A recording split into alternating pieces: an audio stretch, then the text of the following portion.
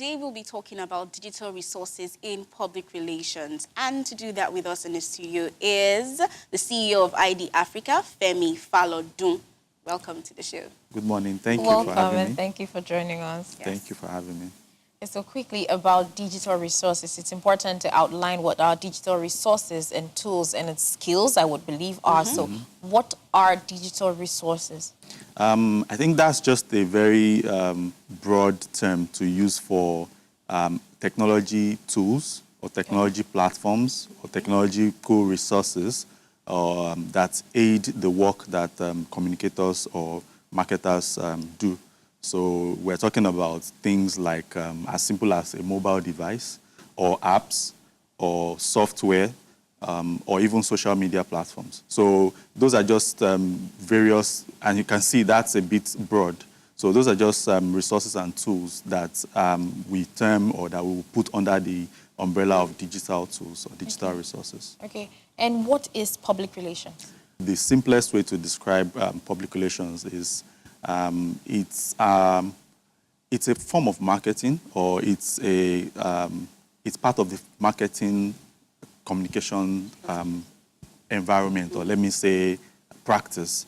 And public relations is the act of, or the art of bridging the gap between a brand, and a brand could be a person, could be a company, could be government, could be whatever it is, and the publics. And the term publics is also another broad term that describes the various people that matter to the brand or the company or the individual. So this could be the consumers or the customers. This could be part of the organization, including staff. This could be the investors or shareholders. This could be the press, the media. This could be the government. So this could be the community where your business is based. So public relations is how do you get all these various people and groups to have a good relationship with the organization that you are speaking of. So as consultants, our job is to make those relationships smooth and easy, such that they see the organization in a good light. Okay. Yeah. Okay, so how has digital space helped to improve public relations, especially for organizations? As technology and the internet became ubiquitous with all that we do, it became important that public relations people also adopt these tools in the work that they do. And I think the major impact that technology has had on the work that we do is in terms of engagement with the audience, the so-called publics. So in the past, the only way you would reach an audience or a group of people is probably through the newspapers, and then later radio and television, traditional media. Yes. Okay, so at the end of the day, I think public relations should just be public relations. When we put the word or term digital into what we are saying, then you're talking about the tools and resources that we use. Definitely. And right now, it's not even a choice anymore because you can't escape the use of these devices. So how does it work? I would say mostly the impact has been felt in the area of media, and media being this platform or channel through which communication travels. Okay. So that has changed the way we do our work. Yeah. So now in trying to communicate with our audience, we have to be very aware of what technology has done, how mobile phones can be found in the hands of almost everybody now, how the internet is no longer that place that you go to a cyber cafe and sign in. It's now just right there. So yes, and also in terms of how quickly information travels. Unlike before, if something happens in Abuja, it will take a while for people in Lagos to know. Now, we are being watched live from around the world. Whatever we do here is being seen by everyone thousands and thousands of miles away, and that has an impact on the kind of work that we do. One of the major things that PR people do is crisis management, which is, something goes wrong. How do we douse the fire, and how do we treat the problem?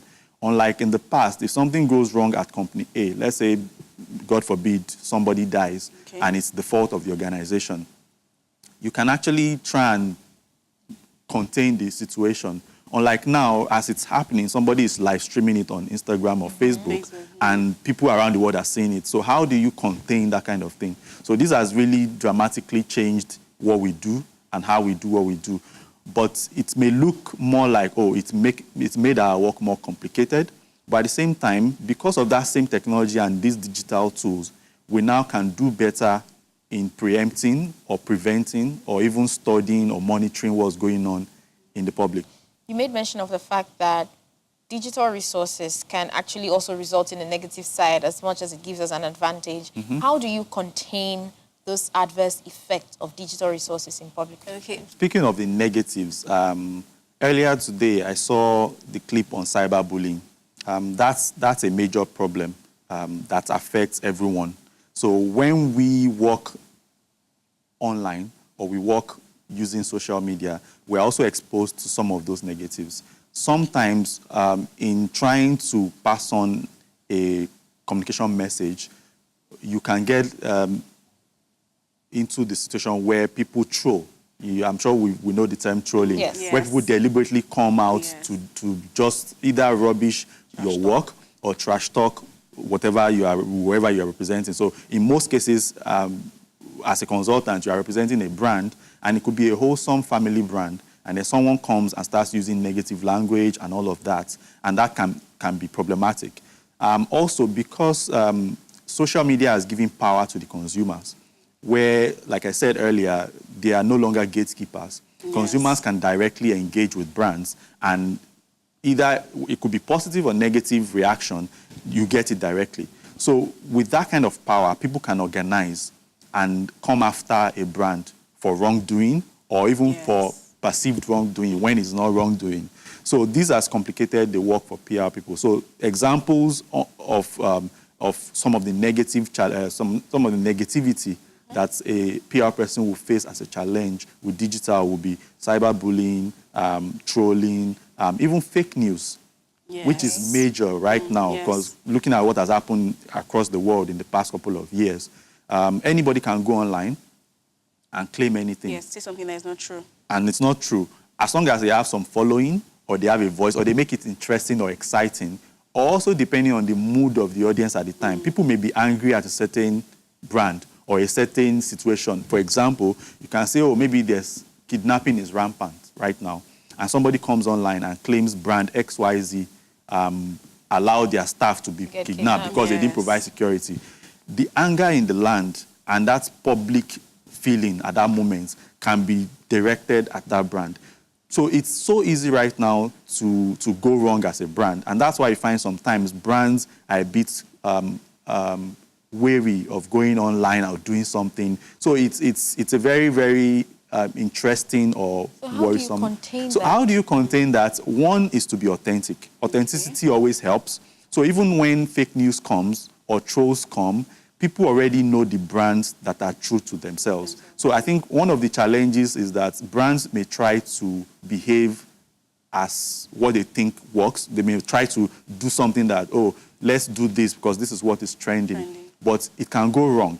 And people always can detect authenticity. So authentic brands will always be fine. So we always recommend that you be authentic. If your brand is young and lively, remain young and lively. If your brand doesn't touch politics, stick with what you do. Don't always jump on trends without making sure that they fit. That's number one. Two, allow professionals manage your public perception, image. So these digital resources, is it the same thing for both individuals and companies? Or there are some that are exclusive to individuals, or there's some that are exclusive to companies?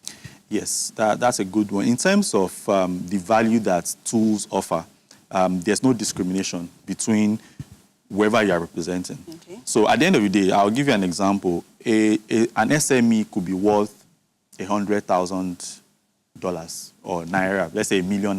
The business is a mom and pop shop. That business needs some PR because you have publics, you have customers that come to buy whatever you're selling. At the same time, a major entertainer, say maybe a major actress like a Genevieve or a Motala Jalade, is a big name. And if you look at their brand and you do some evaluation, you probably say this brand is worth a couple of $1 million in terms of the value that this brand can attract. When you are managing an account like that, it's a big business. And there's no difference between the kind of reach that personality has, the kind of following that they have, the kind of interest that people have in them, and that of another major brand. So at the end of the day, you treat the individual that requires PR as you treat the brand that requires PR. Maybe at the end of the day, a few things will differ, but in terms of the tools and resources, you still need to monitor. You still need to listen. You still need to report. You still need to create content for them. The digital tools that are available to large corporates around the world are also available to major entertainers or individuals or celebrities around the world. So at the end of the day, there's really no difference in terms of the tools. It's just in the use. Hello, Marisa. Marisa from Lekki. Hello, good morning. Good morning. Hi, Marisa. Yes, okay, so I want to find out from the marketing person you have on this morning, how easy is it to learn these digital skills? Because it is not in any school curriculum, and we do not, it's quite expensive. And most people don't know how to learn it themselves, because I know some people say, okay, so you can Google it, check YouTube, and learn online yourself, but you don't really find it. I want to know, how easy is it to learn this skill? Because social media is taking all over the world, and everybody is putting their stuff online. Thank you. Thank you, Marisa. Thank you. Okay. All right. It's actually very easy. It's as easy as how you learned to use Instagram and Facebook. That's one. So it all starts with use. So what I always advise, if you are a young person and you are in school or leaving school, my advice is always to seek opportunities to intern. Internship opportunities with agencies or organizations that practice digital, like we say, digital marketing or PR or advertising, whichever area of marketing that you're interested in. Look for an opportunity to get an internship with those kind of organizations, spend time there and watch how they do. That's how to learn the profession or learn about the profession. That's one way, rather. Second is to go through a traditional school system. So there's NIPR in Nigeria, for example, Institute of Public Relations. There's CIPR that's in the UK. There's CIM, Chartered Institute of Marketing, UK. There are global bodies that offer marketing trainings. The reason why I'm also mentioning these ones is because it offers you the theoretical framework for the profession and for these skills. But for strictly digital tools and digital skills, the big 3 digital companies or digital communication companies like Facebook, Google, they have trainings that are available online for people. Some are free, some you have to pay for. My advice is that people take the free ones first, and then if you are in the line of business, in line of the work that we do, you may have to pay at some point. But you can actually learn these things by yourself, by taking those courses online, and then by spending time on social media using all the tools. So they release a new feature on Facebook tomorrow.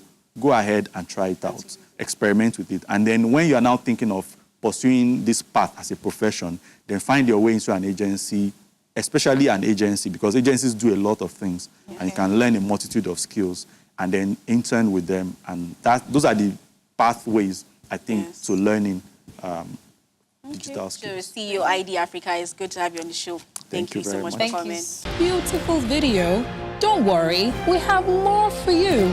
All you have to do is click on the subscribe button and ring that little bell for more notifications. Tea or coffee will be served for you.